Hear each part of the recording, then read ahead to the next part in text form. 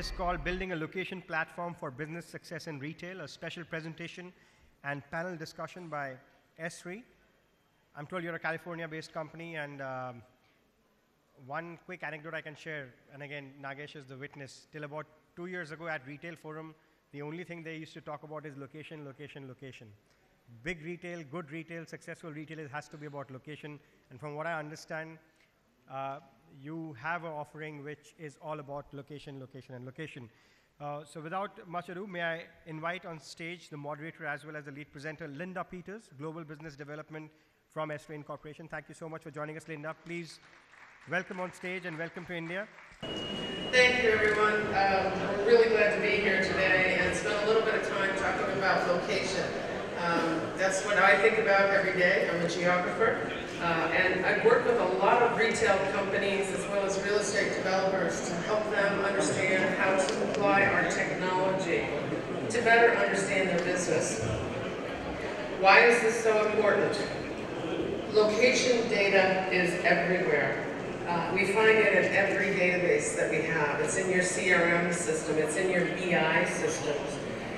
You have location information in your customer records. Your suppliers are located someplace, right? Your stores have a physical location.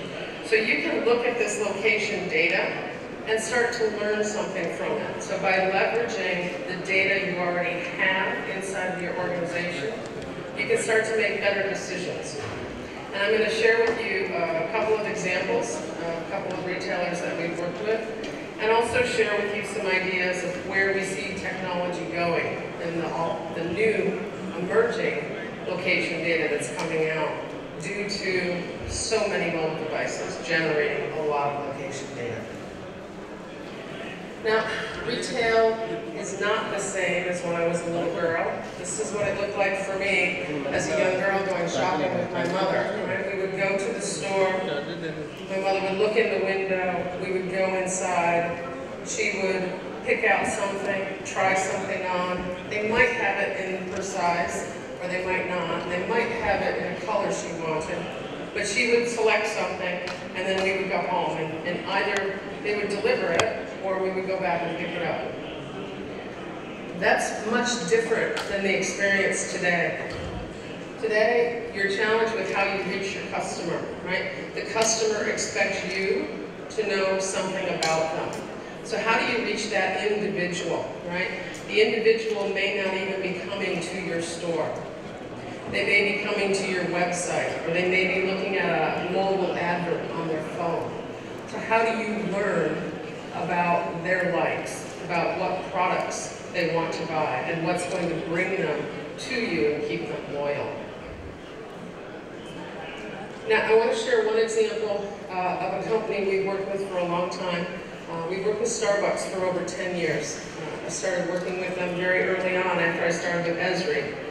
And one of the things they were trying to do was a very typical application of location for a retailer, market planning. They were going through expansion, trying to figure out where do I put my stores and how many stores do I put in each market. So as they were rolling out not only across the US, but globally, which markets to go to first. Do I go to China? Do I go to India? Do I go to Thailand? And one of the things they shared with us was how critical this decision-making process was for them. And I'm not telling you anything you don't know, right? The CapEx expense on opening a new store is extremely high, right? And I understand here in this market, it's probably even more challenging, right? You might have more build-out costs and other things. So picking the right location is extremely important. And again, you have your customer information. You know who makes your good customers. What you're challenged with is how do you find the right store location? And that's where our technology can help you. It can help you make some of those decisions by allowing you to combine your data with other data sets. It could be base map data or satellite imagery or demographic data that will enrich your decision-making process. Now, while that's an important business function, and in and of itself, by conducting site analytics using our technology, Starbucks was able to optimize their network, even during time of recession, And in that case, they were actually deciding which stores to close, and even, do I move a store? So in one case, I saw them move a store across the street in a shopping center in Denver, Colorado, because the analytics told them that was a better location from line of sight and from access from freeway, because they had 2 streets access on that side, and they were able to put in a drive-through. So they actually increased their revenue by double digits simply by moving across the street. Now that was a big expense, but they chose to do it because that other location was underperforming. Now, from there, Starbucks has learned how to do other things with our location platform. They've started to apply this technology to understand their customers. An example of that, I have the Starbucks app on my phone. And even here in Mumbai, I've been able to find my local Starbucks so I can go buy a cup of coffee. And they know I'm here, right? I have my GPS on my phone on, and they know when I've entered their store. So I've opted in on my mobile device to use this app. This data is very rich, as I'm sure you all know. So as a retailer, Starbucks is leveraging this data to better understand their customers, where they're buying, and what time of day they're buying. They're also using it to assess merchandise mix. People like to buy hot coffee when it's cold and cold coffee when it's hot. So they'll look at weather patterns and conditions. Now I know here it's always hot. But you can still start to understand your customers by looking at other data sets. They also look at things like the impact of real-time events. Is there a sporting event activity that's coming up? Is there a musical event? And where are there going to be densities of people around which locations? Do I need to have extra employees on staff during that time so that I can manage that crowd and reduce my wait time in line so I'm not having customers turn away from my store? And they're also looking at things like sales analytics and marketing analytics. How effective is my marketing campaign? How many customers actually followed through in using that coupon? And what is my store performance, store to store, region to region? By using location, they can better understand their business. Now, I've talked about a few of these areas, but I think you can see that location can be used in many parts of your business, from market planning to marketing, even things like store operation and loss prevention, right? Protecting your employees. At the end of shift, your store manager may need to leave, may need to make a bank deposit. You might want to look at the route that they're taking to go make that deposit, right? Location can help you do that. Even in areas of merchandising, as a department store, you might want to understand how many feet or how many meters of baby product do you need in the store. Well, you're going to want to look at, again, what does that neighborhood look like? Do I have young families with children? Is this a senior neighborhood, right? And by combining our technology with that data, you can start to better understand those patterns. And then finally, in distribution, getting your product to the market is very expensive. You want to be able to optimize your supply chain. You want to place your distribution centers appropriately and spend the least amount of money moving the product from the DC to your store. Now, we see some changes continuing, right? Everything's hyper-local. Everyone wants things focused on themselves, right? That customer of one, what does my local neighborhood look like? We also see some interesting trends in indoor mapping. So retailers are starting to look at mapping the inside of their store and understanding the pattern of movement inside of their store. And it's not just indoor, but it's outdoor. So here the video you're looking at, this is in Times Square in New York City. And what you can see is the flow of people as well as cars going by these store locations. And we've even created some virtual fences. We call them geofences, the green barriers around the door front on each store, so we can tell when people actually enter a certain retail location, right?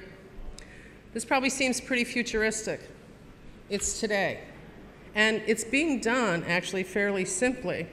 A partner is working with us. They're actually using old iPhones and suction cups. Pretty simple technology, right? They're placing it at major intersections and looking at the traffic and the patterns to understand when people are going into a retail establishment. They're also taking that a step further and doing analytics using our platform to understand what is the dwell time, which side of the street is better from a retail standpoint for me to be on, where are the customers more likely to spend time and actually come into my store. So location can inform some pretty interesting decisions that you're making as you're looking to place that store in the right place. Finally, one other example here. Again, this is being done with simple iPhones, and this is looking at wait time in line. This is down in Broadway near the theater district. These are people waiting in line to buy movie tickets. And what you can see is the average wait time in line and the number of people in line. And what you'll also notice over time as the movie plays, the line actually shifts in direction as the line gets a little bit shorter and then it starts to grow again. So you can start to see what it's like outside of your store now and what it might be like in a half hour from now. Again, information is coming from everywhere at us now, and we're challenged with trying to get the most out of that to make more intelligent decisions. So before we switch to the panel, I just want to give you one other bullet here. This was a recent IBM MIT survey of executives, and this was across multiple countries. 60% said they have more data than they can effectively use. So my challenge to you, my question to you is to think about how much data you have already and how much additional data is in the market today and how you're going to analyze that to understand your location. Now with that, I'm going to open it up for our panelists.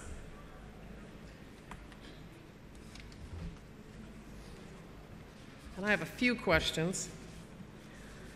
I'm told I'm a taskmaster. I like to assign homework. So I have a few questions to get us started.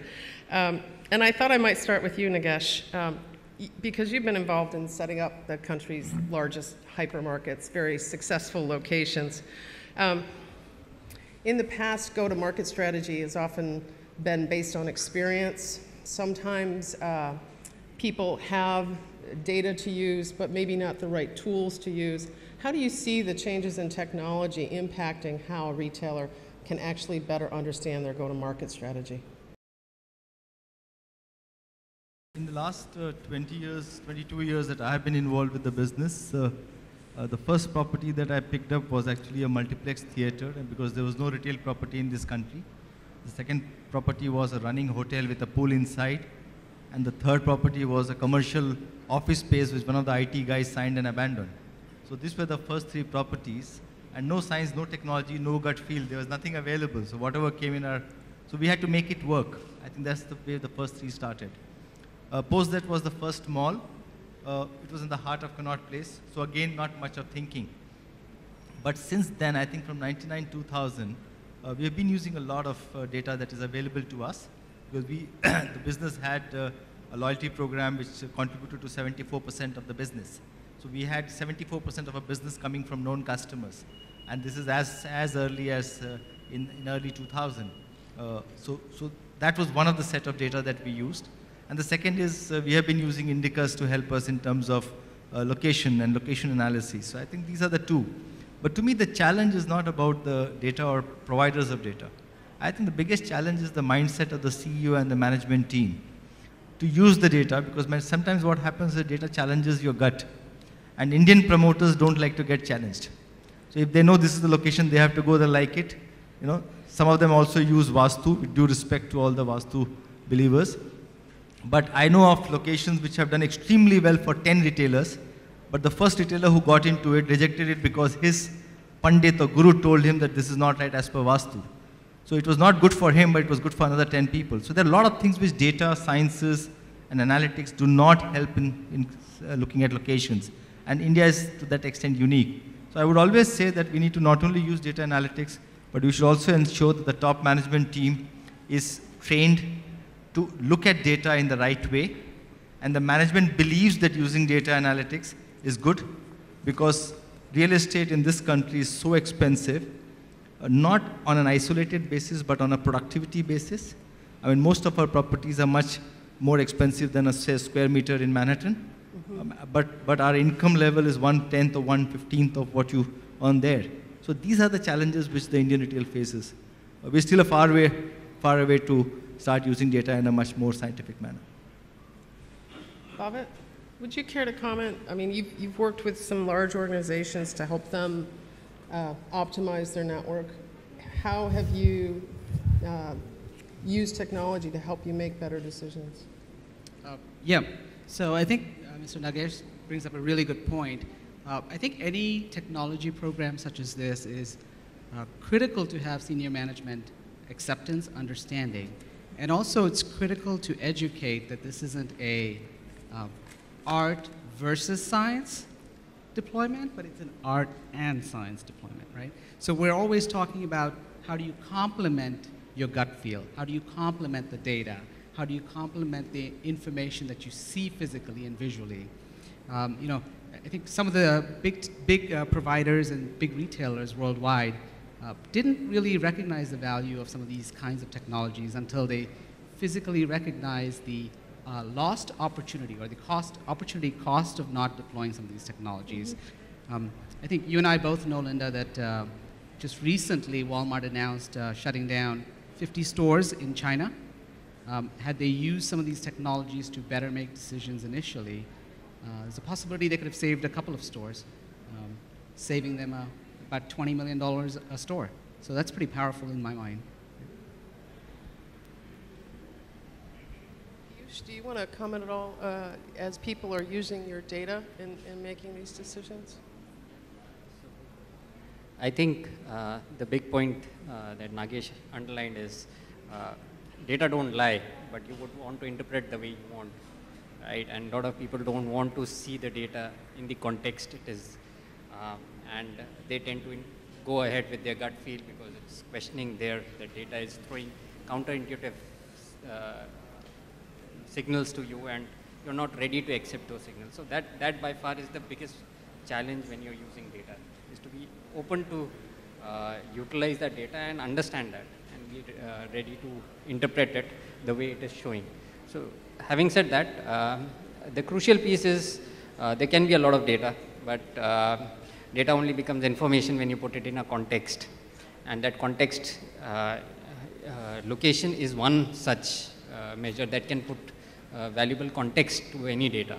And when you analyze that along with the context, that's when you get intelligence, and then you can make decisions. And that is the big difference when you're looking at data. There's a lot of data now happening, and a lot of data is being collected.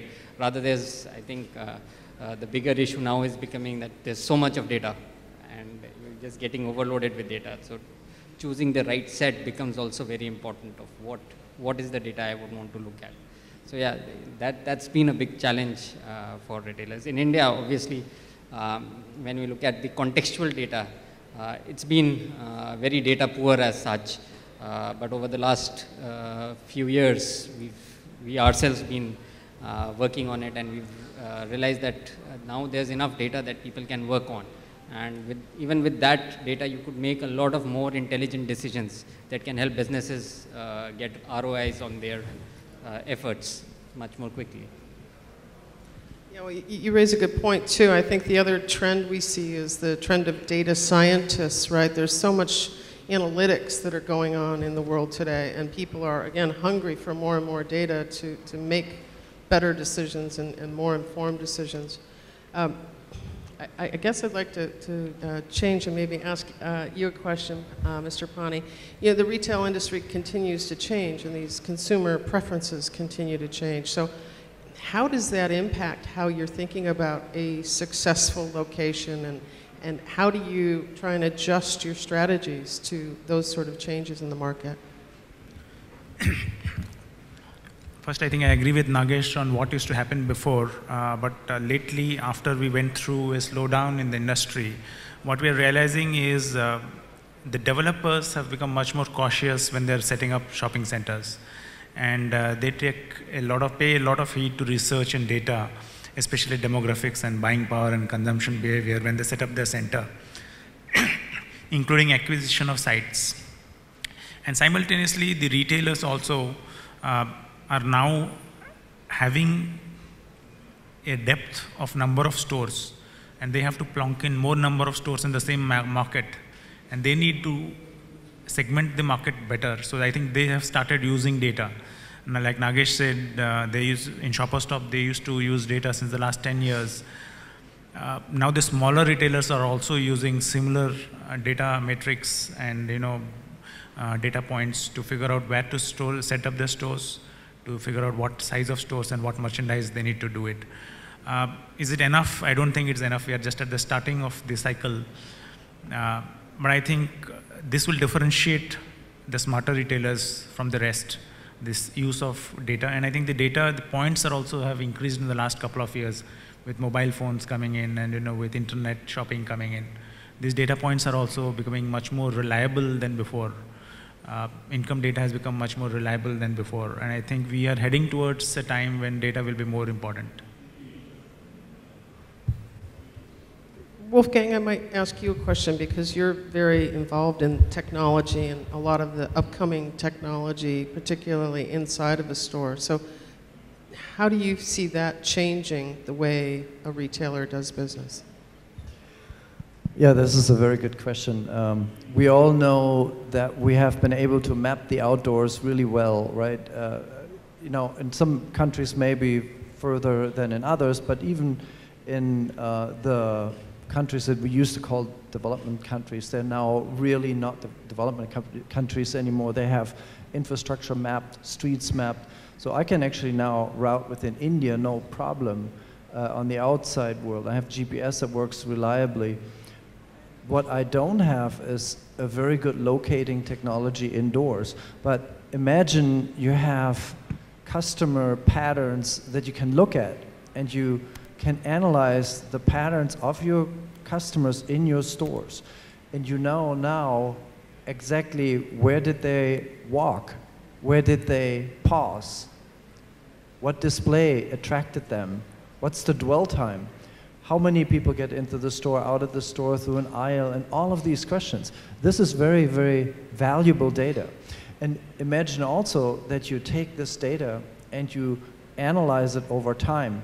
So you see what changes I made in my store have what impact on my customers and the movement patterns within that particular location. It could be a mall, it could be an airport, it could be a retail store. In either one of those cases, I would like to get very accurate positioning and then tools to analyze that.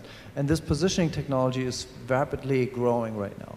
So we actually see in stores that people deploy existing technology, Wi-Fi, to find out where are consumers. Because most consumers, as we saw this morning, have one of these. So likely you have a Wi-Fi turned on your phone. And therefore, you're actually trackable anonymously. And I can put a dot on the map if I position my Wi-Fi locations, my repeaters properly. So it's very inexpensive technology. But we also see here on the show floor some video technology where you actually see people by just using, similar to the video that we saw earlier, people moving with video, or there's acoustic technology, there's Bluetooth beacon technology, there's all of these different technologies that allow us to track people. And we have to be very concerned about the privacy. So we want to be careful that we don't associate Wolfgang with this ID. And that's not really necessary, because what we want to do is aggregate this data. We want to see, and maybe I'm talking a little bit about what we talked earlier, and you can tell us a little bit more about aggregation. But aggregation is critical. I don't need to know the individual, but I do want to see the patterns, and spatial intelligence indoors is critical. So maybe you can talk about the aggregation. Right. The interesting thing about doing data analytics is to be able to actually, what you're interested in, patterns of a group of customers or clusters or consumers, or a group of data points. That's when they throw light on on an interpretation that you can draw.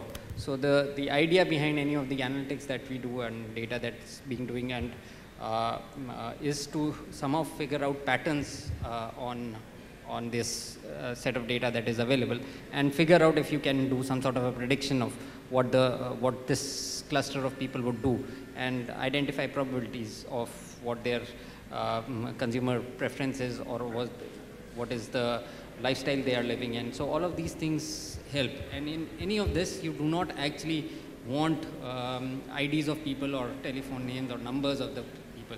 Those are lead things that analytics is not interested in so much. So currently we work a lot on the secondary data that is available to us, but the power of that data increases multifold if it's plugged in with the store data. So let's say I have a lot of data about my customers and who keep on coming to me, and if I analyze them as a cluster, I can identify which are the type of customers that come. So we segment that out, and using that segment, identify from the whole catchment area or whole of the city where are such similar customers located. And once you know that, you can easily identify next set of stores that you want to put in, or how do you reach out to those customers? What is the medium of promotion that you can take on to those? So that's where the advantage of putting data together comes in. And obviously, people like us would not be interested at all in individual IDs. That's not what helps anything. You can't draw conclusions out of individual points. Yeah, it's interesting because I think you're pulling on a couple of the things we heard this morning. A gentleman from Amazon mentioned it, right? The customer is number one. We've got to figure out how to focus on the customer and the changes that are going on, right? So we heard a little bit this morning, I think it was A.K. Kearney who said, there are these three patterns that are going on, and how do we make sure we're reaching our customer and they want it all, right? And they want the best product. So how do these changes in technology, in the data we're collecting, impact how we can react to our customer in the store and make sure we're reaching them correctly? So I'm going to maybe pick on you first, Bhavit, Sure. So I think, the idea of collecting information such as what Wolfgang talked about, and that concept is a pretty key concept in, I think, what we heard from Amazon, which is obsessing about your customer, making sure you understand all aspects of your customer. I think there's a very clear challenge that we face as retailers where brand loyalty does start decreasing with the advent of online. And we need to make sure that we find different ways to meet the needs of our customers in many different ways. We heard this morning that home delivery is a critical piece of the puzzle in Indian retail, right? How do we make sure that we use location-level intelligence and information about our customer to make sure we can deliver that information or deliver the products to them and services to them in a timely fashion, right? Yeah, it's quite paradoxical when you look at the whole location, and I would like to talk to you more from the Indian scenario. And so the Pani is aware of it. 10 years back, there were almost 500 malls in the making. Yeah, finally, I think 300 to 350 malls were made. In one of the conferences where I was sitting with the developers, I asked them how much money they have invested in the malls. The average investment was between $100 million to $200 million. And I said, how much did you spend on researching the project? Not one had spent even $100,000. Okay? So out of the 300 malls finally which came in, as of today there are 70 or 100 malls which we can say are average and above, and maybe 10 malls which are good. Okay? So now you look at a retailer scenario, and let's use all the data analytics. And if you were part of the 70 malls, God helped you. But if you were part of the 300 malls, God only saved you. But let us also talk about those 10 retailers who have actually got into the top 10 malls. Yeah? And we talk of data, we talk of analytics, we talk of ROI. Do you know the escalation in these 10 malls after 3 years or 6 years of change? It's 500%. So where is your ROI? I mean, there are malls in Delhi and in Mumbai, and they are both very well-known malls. I won't take the name, but maybe the starting rental was 100 rupees 6 years back. Today, the rental is about 1,500 rupees. So there are certain elements in the Indian marketplace for location, which is becoming big challenge. For example, the latest challenge with the mall owners said, and I'm raising this because a lot of people sitting in the audience will relate to this, and maybe some of us can actually debate to say what should be the solution. So I got a call from one of the top 3 menswear brand. He's on the ground floor, delivers the top 10% sales per square foot of the mall. Existing player. He has been asked to move out and go to the first level because the mall owner has decided that all international brands will be given ground floor. Nothing to do with success. It's only to do with anybody who's an international brand. Whether successful, failure doesn't make a difference. He's going to be given the ground floor. And if these brands go up, their ROI goes absolutely topsy-turvy. So I think one of the biggest challenges, even if you get a customer insight, consistency of future policies, I'm not talking about 20 years or 30 years, 5 to 7 years, because that's the time a retailer makes money, is a huge challenge for the retail community today. So we'll also have to get some psychological aspect of a developer's thinking. Yeah, this is very critical. I can tell you of a mall in Delhi, we were part of it. And when we signed the mall, he said he's going to retain the mall for his children. So we knew they were going to lease it. The next year, he sold off half the mall to 50 people. So I signed my license with one landlord, and 14th month, we were paying 50 checks. 50 mini landlords were handed over to us.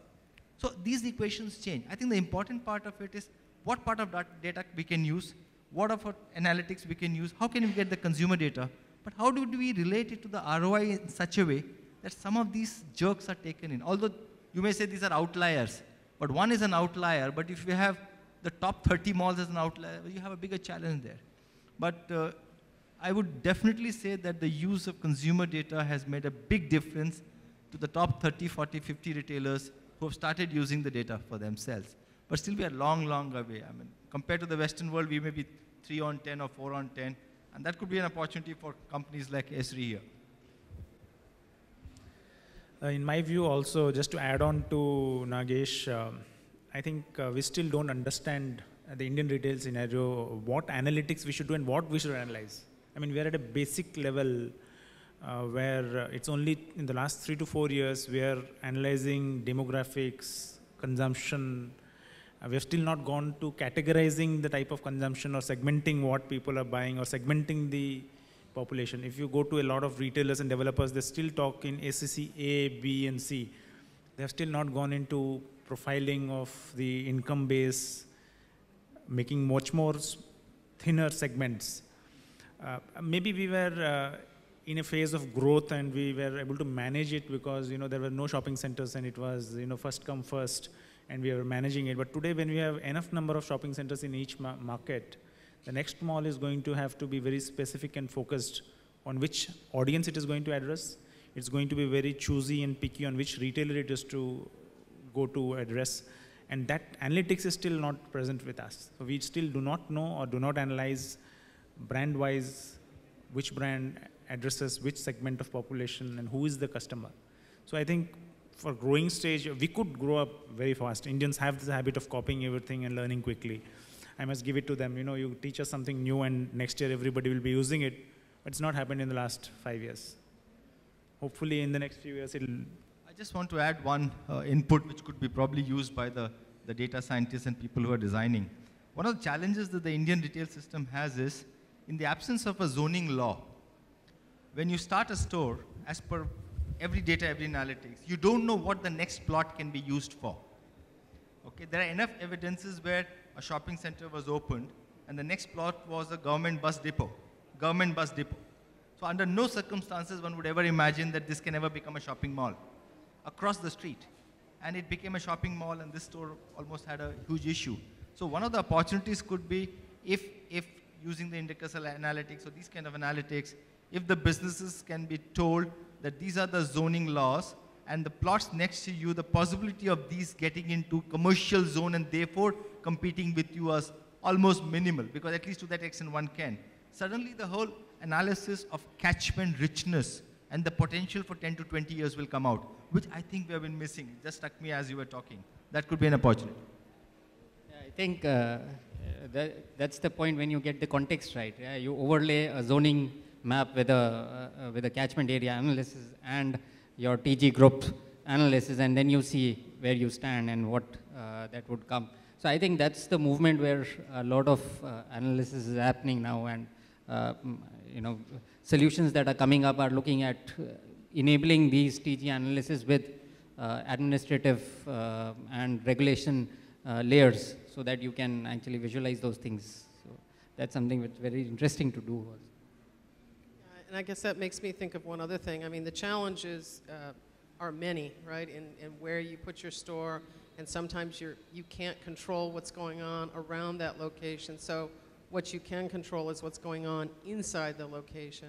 So I'll come back to, again, this big data that's going on out there, and the data off the mobile devices. And I'm thinking about advertising and gamification, right, and some of these other newer trends that are coming along.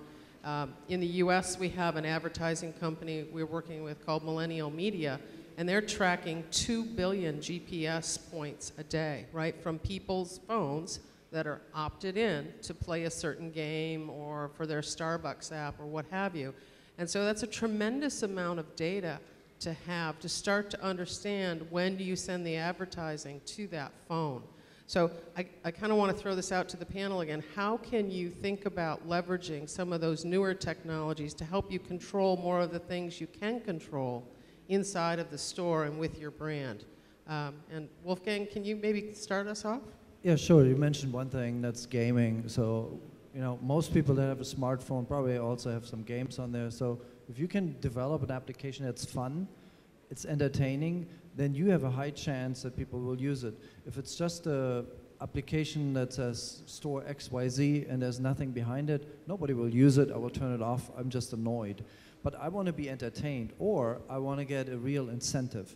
So I think we all agree that data collection, accurate data collection, is absolutely critical for good decision making. Because if what makes us fail, it's that we either didn't do any analysis at all, or we based our analysis on crappy data. So we don't want to do that. We want to have good data. And this is what we can do with mobile devices. The advertising is very powerful. There are only a very few number of advertising organizations today that really, really drive location down to the level like Millennium. And why is that? Because you have to invest a little bit. This technology is available, but it is not something that everybody can just quickly deploy. You have to invest a little, and then it will pay back because you will save millions in making better decisions. So I think the key is it has to be entertaining, it has to have a value. If I get incentives back, coupons, rebates, geofencing inside of locations. When I'm walking through a store, I can see automatically, because I entered a certain area, a geofence around that store. Somebody pushes information to me and it gives me a $20% discount. That is value to me as a customer. So we've seen some shopping centers in India start making a move towards using these data, especially the mobile phones and the apps. But it is a very preliminary phase. I think it's all in an investment mode. And what they have started doing is having their own mall apps where they are able to recognize the customer when he comes into the center, also able to see his shopping preferences and where he shops, and offering him the right discounts. I think we have not reached that much of a discounts because right now we are in the building phase where the customers are just being added to the apps. And I think maybe in some time when the data points are enough, these will get segregated and target marketing will happen. But it's a long way off. And as Wolfgang said, it's an initial investment. And that at this point of time, not all developers are looking that forward to think that this, what looks as a high investment now, might be the stickiness factor or might get disproportionate returns at a later date. And I think that's the unfortunate part, that we have this technology, it's proven in other markets, it's also applicable in India, and we've got enough number of mobile phones in the cities to actually capture and analyze this data, but we're not using it because we think that the initial cost is a little bit expensive. I think just two examples that we've come. One is the telecos. They keep on bombarding you with messages, especially by the geofencing. So, you know, if you enter a particular circle, they'll send you a message that you can, your roaming would be free if you dial 121 or something. So there have been some use cases that I think a couple of firms have worked with operators where you can do geofencing and promote your products to a certain set of consumers, and also identifying from the handsets the type of customer. So it's been a bit of intelligence built behind that. So that's been one example. The other thing that's also, I think, is happening now is on the out-of-home advertisements, hoardings, they are also getting digitized. And there's a startup that's working towards digitizing them so that you can make your, analyze which are the hoardings that cover your area, where the traffic flow is of your target audience, and then you can place your, and choose intelligently where to place the hoarding. So these are two examples where it's just starting off in India.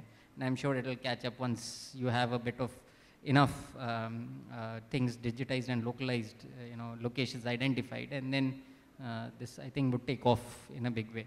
The other thing I would also want to shift, and that's because where we've seen a lot of use of data, very, very strong analytics happening regularly and decisions being done is the online space. And almost a lot of big retailers have their online presence, and they're doing all of that analytics on the online and doing it successfully, to be the differentiator in that. And I'm sure they should borrow that thought and that success to the offline space, because where you have something that is demonstrated in front of you, where customer preferences get identified, you can retarget them, the advertisement follows till they actually make a purchase. So those things are there in front of you, and which is what I think the offline world will need to borrow quickly enough to differentiate. So maybe I can add one more thought, because you all know the term crowdsourcing, where I have actually now an application out that everybody can use for free, and it's fun. So what happened in Denmark, for instance, is that a store decided to use crowdsourcing, an application to tell their customers to give them ideas about new products that are local, that they actually wanted to see in their store. So essentially they asked, okay, which local products should we have? And then a lot of people responded with all sorts of ideas, and you can see pretty much because it's crowdsourcing, you get a lot of data back, you can see, okay, which products are high rated, and then you target those products. You have your own crew do quality checks to make sure they are good products, and then you put them into your lineup. And what they found is that this actually increased a lot of revenue with these local products because they're very popular. So, think about crowdsourcing. Another example of crowdsourcing in the Netherlands was that a company used that to provide information how busy the store was, because we all know when the store gets too busy and you have to wait in line, that's not that much fun. So if I know what are the busy times of a store because of crowdsourcing, as a consumer, I get value, and I would use an app that actually has that information on it. This is the fun, the entertainment, and also the valuable part of mobile technology. I think we're coming up on time, and I did want to give a chance for the audience to ask any questions. So if there's anybody that has a question for one of our panelists, please come up to the microphone, if you would, and give us your question. Hi. Basically, all the data and analysis which we are talking about has been basically the domain of the bigger retailers. Smaller retailers or new entrants can't afford them. Is there any sort of information or any sort of agency or anybody who can actually give smaller retailers the details of how to use the data at a low cost?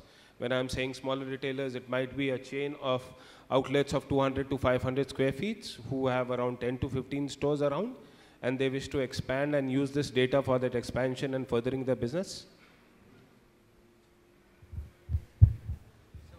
Yes, there are products which are available also at a cost where smaller retailers can use that. We ourselves are coming out with a cloud-based solution where you can do, simply drag and drop and do your target group analysis very quickly enough without having a experience of using GIS technology per se, or having a good idea of data or data analytics. You can still do it. It's a purely drag and drop you use and simply do TG analysis. So there are these two things that we are coming up with, but there are other agencies also which are doing it, and I'm sure ESRI's come up with a platform which is, you can log in free and it's pay-per-use basis, which is very simple, and it's cheaper it doesn't have a lot of entry cost, and you can use that. Thank you. I had just one suggestion for you, and if there are other small retailers. I've said this earlier also, I call this as cooperation with competition. There are lots of retailers in the same location, same street and same malls who are not necessarily competing as categories. So if, let's say you are in Inorbit Mall, Malad, there's no need for 10 of you to do independently. 10 of you get together and get the research or get the data and get the analytics done.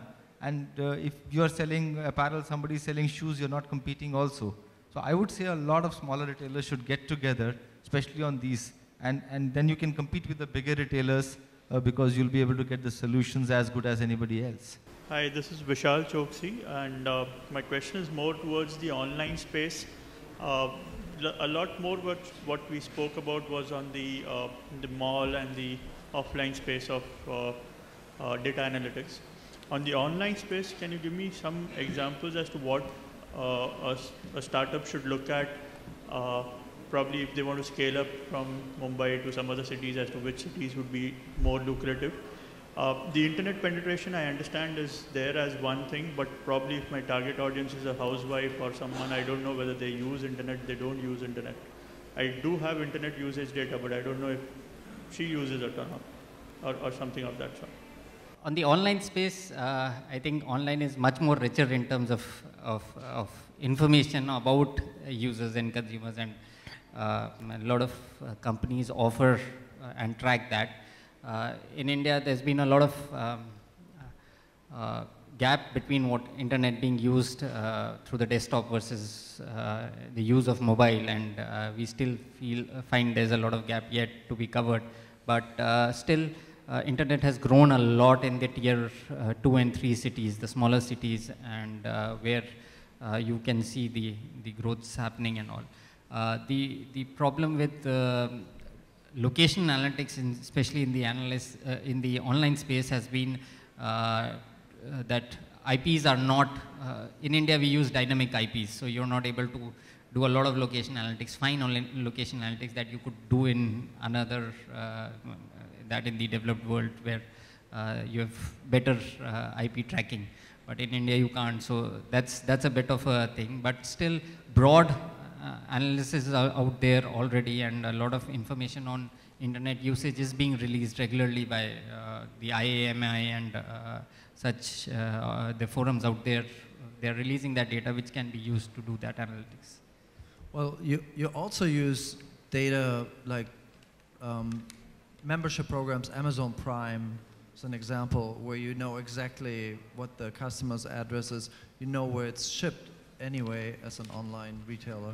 So you get a lot of location information that you can use and then analyze. Yes, go ahead.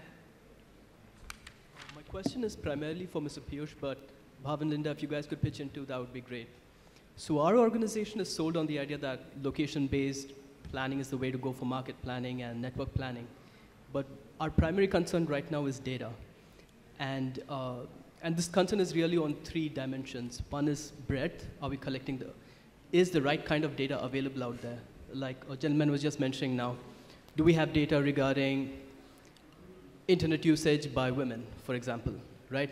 Do we have that kind of data out there that we can buy? Our second concern is depth. Do we have it at the right level? Mr. Piyush, I think I heard you say yesterday that you have kilometer level data available now. But there's also that across the street kind of analysis that we want to do. Should the store be on this side of the street or the other? So do we have that depth of data? And finally, reliability. How much of this data is something we can believe? I mean, IRS has been contentious this year. SEC data has always been hit or miss for us. So if you could just address our data concerns on these 3 dimensions, it would be really helpful. Sure. So I might start on this, and then I know Piyush will have some comments for sure. But ESRI as a company has worked really hard to work with global data vendors as well as local data vendors. So when you talk about breadth of data from our perspective, we're looking at everything from streets to satellite imagery to topographic data, right? What's the elevation of the property? Am I going to have flooding problems? To demographic data, point of interest data, and so on. So the amount of data, the breadth of data, just continues to grow daily, right? I mean, there are all those satellite companies and companies like Here and TomTom and Map My India and ML InfoMap and Indicus that are out there just collecting just tons and tons of data. So I think the breadth is there and continuing to grow, as well as the depth of data, right? So as you start to leverage your census data at ward level, well, now you can start to overlay that with other data sets, like we're talking about from the mobile device, or your own local data sets, your own competitive data sets. So I think there's a tremendous wealth of information that's there that maybe wasn't even there 5 years ago. I'll let Piyush talk to reliability. So just on the Indian context, let me also cover the breadth and depth part, and then I'll come to the reliability piece. So yeah, as you said, there's a huge lot of data being collected today and being put there in the public domain also, both as a private purchase and also freely accessible. A lot of government data is now coming in and flowing. Because there's a lot of different type of data coming in, it improves or it increases the transparency and reliability of the data. You know, you get data from different sources, so and it needs to tie in, and then you realize that how reliable the data can be. On the depth, we, when we started off, I was mentioning yesterday also, it was difficult to get data for the top 20 cities in India, and our first job was to increase that 20 to 60. You know, just that was the target that I started off with, that how can we estimate data for the top 60 cities in India. Today we are talking about a square kilometer, and so data available for the entire country at per square kilometer level. So that's how the depth has increased a lot. Yes, there are certain areas that we are struggling. We would be struggling in terms of administrative boundaries. There are different types of administrative boundaries. The problems of India are very different.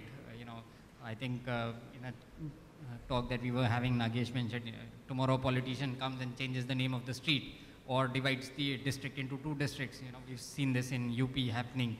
So there's Mayawati comes and makes it as 1 district, and then Mulayam comes and does it to another district, or clubs districts together. It becomes a problem, you know, because data needs to, people like us who work on data understand these changes needs to be redone, and you have to ensure there's uniformity across the data.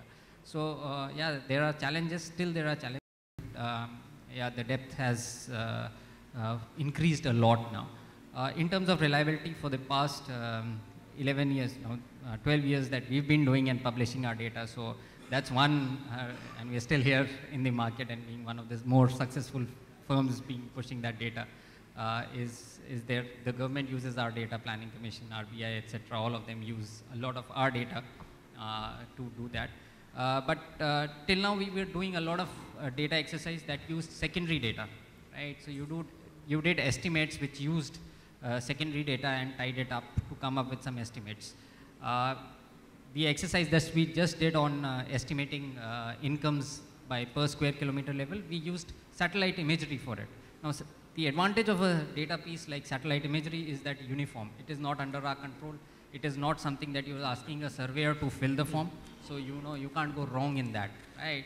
So when we did estimates using that and corroborated with the data that we had from secondary sources, we are happy to see that, you know, we had very, very good correlations. So it only, you know, gave us a thing that our estimates that we've been doing till now are all correct, right? So when something like satellite imagery can be used to predict that.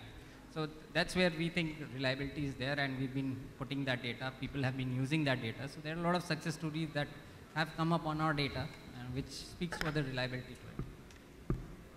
Yeah, Nagesh has a point. I just want to add something out of the experience. I mean, all companies have little data, more data, and too much of data. Okay, but the important thing to me is, are there insights out of it? And more important is, are there actionable insights out of it? And I have found that a lot of teams, instead of looking at the actionable insights out of the data available, always want the richness of the data, width, breadth, quality, keep increasing.